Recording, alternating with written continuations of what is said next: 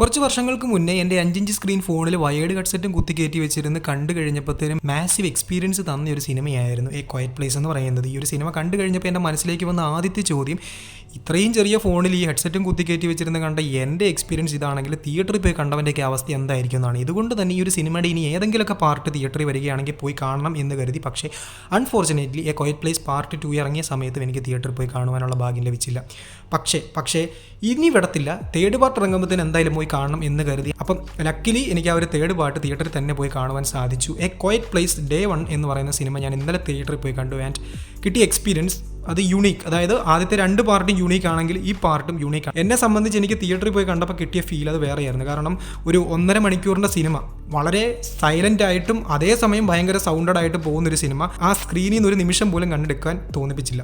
അതുപോലെ തന്നെ എനിക്ക് ഏറ്റവും അധികം ഓക്വേർഡ് ആയിട്ടുള്ളൊരു തിയേറ്റർ എക്സ്പീരിയൻസ് തന്ന സിനിമയും കൂടിയാണ്. കാരണം ബാക്കിയുള്ള സിനിമകളൊക്കെ കാണാൻ പോകുന്ന സമയത്ത് ഭയങ്കര സൗണ്ട് ഉള്ളതുകൊണ്ട് എല്ലാവരും വെള്ളവും കുടിച്ച് അതുപോലെ തന്നെ ചിപ്സും വയറ്റിലോട്ട് വാരി കുത്തി കയറ്റി വെച്ച് അതുപോലെ തന്നെ എന്തെങ്കിലുമൊക്കെ കുശുകുശിത്തോണ്ടായിരിക്കും ഇരിക്കുന്നത്. ഈ സമയത്ത് നമുക്ക് നല്ല കലിപ്പ് വരും. ഇവന്മാർ ഭയങ്കര സീനാണല്ലോ, ഇനി ഫുഡ് കഴിക്കുന്നവരുടെ കാര്യം പോട്ടെ, സിനിമ കണ്ടുകൊണ്ടിരിക്കുന്ന സമയത്ത് ഒച്ച വെക്കുന്ന കുറേ മലരന്മാരുണ്ട്. പക്ഷേ ഈ ഒരു സിനിമയ്ക്ക് ഒരു പ്രത്യേകത ഉണ്ടായിരുന്നു. ഭയങ്കര സൈലൻ്റ് ആയതുകൊണ്ട് തിയേറ്ററും അതുപോലെ സൈലൻ്റ് ആയിരുന്നു. എനിക്കൊരു ചിപ്സ് കടിക്കുന്ന സൗണ്ട് പോലും കേൾക്കുവാൻ സാധിച്ചില്ല. അത്രയ്ക്കും യൂണീക്ക് ആയിട്ടുള്ളൊരു എക്സ്പീരിയൻസ്. ഇത് കാണുന്ന പ്രേക്ഷകരെല്ലാം അതും പ്രതീക്ഷിച്ച് വന്നുകൊണ്ടാണെന്ന് എനിക്ക് അറിഞ്ഞുകൂടാ. പക്ഷേ കിട്ടിയ എക്സ്പീരിയൻസ് എൻ്റെ മോനെ ആട്ടപ്പടലം ഗംഭീരമായിരുന്നു, ഒരു രക്ഷയില്ല. ഈ സിനിമ ഭയങ്കര പ്ലെയിനായിട്ട് ഭയങ്കര സിമ്പിളായിട്ട് പോകുന്നൊരു പടമാണ്. ഇതിൻ്റെ സ്റ്റോറി ലൈനിലേക്ക് കടക്കുകയാണെങ്കിൽ നമ്മുടെ സാം എന്ന് പറയുന്ന ഒരു ക്യാൻസർ പേഷ്യൻറ്റ്, ഈ പുള്ളിക്കാരി ഏത് നിമിഷവും മരിച്ചു പോകാം എന്നുള്ള രീതിയിലാണ് ഇരിക്കുന്നത്. പുള്ളിക്കാരിയുടെ കെയർ വർക്കറിൻ്റെ കൂടെ നമ്മുടെ ന്യൂയോർക്ക് സിറ്റിയിലോട്ട് കറങ്ങാൻ പോകുന്ന സമയത്താണ് അവിടെ വലിയൊരു മീറ്റിയോർ ഷവർ വന്ന് വീഴുന്നതും ആ മീറ്റിയോറിൽ നിന്ന് കുറേ ജീവികൾ വന്നിട്ട്, എക്സ്ട്രാ ടെറസ്ട്രിയൽ ജീവികൾ വന്നിട്ട് ആൾക്കാരെ ആക്രമിക്കാനും തുടങ്ങുന്നത്. അത് വേറെ ആരുമല്ല, നമ്മുടെ ആദ്യത്തെ 2 സിനിമകളിലും കണ്ടിട്ടുള്ള സൗണ്ട് ഡിറ്റക്ട് ചെയ്തിട്ട് ആൾക്കാരെ അറ്റാക്ക് ചെയ്യുന്ന ജീവികളാണ്. അപ്പം ആ ജീവികളുടെ അടുത്തുനിന്ന് നമ്മുടെ ഈ ഒരു സാം എന്ന് പറയുന്ന ക്യാരക്ടർ എങ്ങനെ രക്ഷപ്പെടും, ആ സാം എന്ന് പറയുന്ന ക്യാരക്ടർ സർവൈവ് ചെയ്യുന്ന ഏതൊക്കെ രീതിയിലൂടെ ആയിരിക്കും എന്നൊക്കെയാണ് കാണിച്ചു തരുന്നത്. പുള്ളിക്കാരുടെ ക്യാരക്ടർ ഭയങ്കര യുണീക്കാണ്. ആ ഒരു സാം എന്ന് പറയുന്ന ക്യാരക്ടറിനെ നമ്മുടെ മുന്നിലേക്ക് എടുത്തു വെച്ചിരിക്കുന്ന ലുപ്പിത്ത ഞൊങ്കോ എന്ന് പറയുന്ന ആക്ട്രസിൻ്റെ പെർഫോമൻസും ആബ്സല്യൂട്ട് പീക്കായിരുന്നു.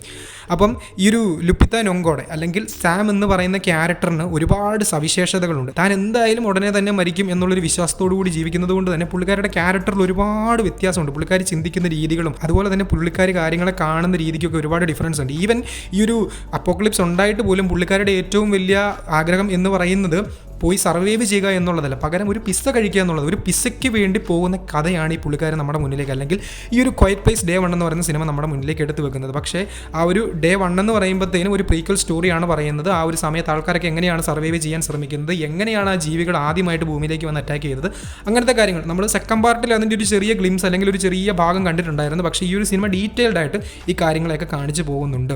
1.5 മണിക്കൂർ മാത്രമേ ഡ്യൂറേഷൻ ഉള്ളൂ, അതുകൊണ്ട് തന്നെ ഒരുപാടിട്ട് വെറുപ്പിക്കുന്നൊന്നുമില്ല. പക്ഷേ ഈ ഒരു സിനിമയുടെ ഏറ്റവും വലിയൊരു പോസിറ്റീവ് ഫാക്ടർ ഉണ്ട്. ലുപ്പിത്ത ഞൊങ്കോടെ സാം എന്ന് പറയുന്ന ക്യാരക്ടറിൻ്റെ പെർഫോമൻസ് ഒക്കെ ഓക്കെ, അതൊക്കെ ഗംഭീരമാണ്. പക്ഷേ അതൊക്കെ മേലെ നിൽക്കുന്നൊരു പോസിറ്റീവ് ഫാക്ടർ ഈ ഒരു സിനിമയ്ക്കകത്തുണ്ട്. ഫ്രോഡോ എന്ന് പറയുന്നത് ഈ ഒരു സിനിമയ്ക്കകത്തെ നായകനൊന്നുമല്ല, ഒരു പൂച്ചയാണ്. ഈ ഒരു പൂച്ച ഈ ഒരു സിനിമയ്ക്കകത്ത് ഉണ്ടാക്കിയേക്കുന്ന ഫീല് അല്ലെങ്കിൽ ആ ഒരു എക്സ്പീരിയൻസ് എന്ന് പറഞ്ഞു കഴിഞ്ഞാൽ വളരെ ഗംഭീരമാണ്. ഒരു പൂച്ച എങ്ങനെ ഇത്രയും വലിയൊരു സംഭവത്തിനകത്തുനിന്ന് രക്ഷപ്പെടും എന്നുള്ള കാര്യം വളരെ ഗംഭീരമായിട്ട് കാണിച്ചു തന്നിട്ടുണ്ട്. അതായത് ഒരു പക്ഷേ നമുക്ക് ഈ ഒരു സാമിൻ്റെ ക്യാരക്ടറോ അല്ലെങ്കിൽ നമ്മുടെ ജോസഫ് ക്യൂൻ അവതരിപ്പിക്കുന്ന എറിക് എന്ന് പറയുന്ന ക്യാരക്ടർ രക്ഷപ്പെടുന്നൊന്നും അല്ല കാണേണ്ടത്. പകരം ഈ പൂച്ച എങ്ങനെ ഈ കാര്യങ്ങളൊക്കെ കണ്ട് പൂച്ച എങ്ങനെ രക്ഷപ്പെട്ടു പോകുന്നതാണ്.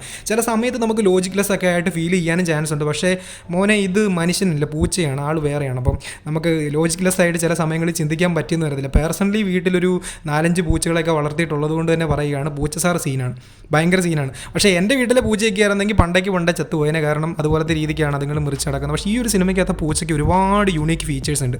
പുള്ളി അധികം കാറത്തൊന്നുമില്ല. അപ്പം അങ്ങനെയൊക്കെ ഈ ഒരു പൂച്ച സർവൈവ് ചെയ്ത് പോകുന്നത് എങ്ങനെയായിരിക്കും എന്ന് കാണാനും നമുക്കൊരു പ്രത്യേക കൈൻഡ് ഓഫ് ക്യൂരിയോസിറ്റി ഉണ്ട്. അപ്പോൾ അങ്ങനത്തെ കുറച്ച് വെറൈറ്റി കാര്യങ്ങളൊക്കെ പിടിച്ച് നമ്മൾ ആ യൂഷ്വലി കണ്ടുവരുന്ന കുറച്ച് ഹൊറർ ഫിക്ഷൻസിലെയും സർവൈവൽ ത്രില്ലറിലെയും ചേരുവകളൊക്കെ ചേർത്ത് വെച്ചേക്കുന്ന ഒരു സിനിമയാണ്. പക്ഷേ ഇതിൻ്റെ സൗണ്ട് ഡിപ്പാർട്ട്മെൻറ്റ് അതാണ്, അതായത് നമുക്ക് തിയേറ്ററിൽ ഇരുന്ന് കാണുമ്പോഴത്തേനും കിട്ടുന്ന ഒരു ഫീല് വേറെയാണ്. ഇതിപ്പോൾ ഫോണിൽ വന്നു കഴിഞ്ഞാൽ ചിലപ്പോൾ അത്രയും ഗംഭീര എക്സ്പീരിയൻസ് കിട്ടാൻ ചാൻസ് ഉണ്ട്, ഇല്ലാന്നൊന്നും ഞാൻ പറയുന്നില്ല. പക്ഷേ നമുക്ക് അത്രയും വലിയ സ്ക്രീനിൽ ഡോൾബൈ അറ്റ്മോസിലിരുന്ന് ഈ ഒരു സിനിമ കാണുമ്പോഴത്തേനും കിട്ടുന്ന എക്സ്പീരിയൻസ് അതൊന്ന് വേറെയാണ്. ആദ്യത്തെ 2 പാർട്ടും പോലെ 3ാമത്തെ പാർട്ടും ഇതിൻ്റെ ഡയറക്ടർ ഗംഭീരമായിട്ട് എടുത്ത് വെച്ചിട്ടുണ്ട്. പക്ഷേ ആദ്യ 2 പാർട്ടും ഡയറക്റ്റ് ചെയ്തിട്ടുള്ള ജോൺ ക്രാസിൻസ്കി അല്ല ഈ ഒരു 3ാമത്തെ പാർട്ട് എടുത്ത് വെച്ചിരിക്കുന്നത്. പകരം മൈക്കിൾ സെറോൺസ്കിയാണ് ഈ ഒരു സിനിമ ഡയറക്റ്റ് ചെയ്തിരിക്കുന്നത്. എന്തൊക്കെയാണെങ്കിലും പുള്ളിക്കാരൻ ആ ഒരു ആദ്യത്തെ 2 പാർട്ടിൽ ഒരു പേരുദോഷം വരുത്തിയിട്ടില്ല. നല്ല ഗംഭീരമായിട്ട് ചെയ്തു വെച്ചിട്ടുണ്ട്.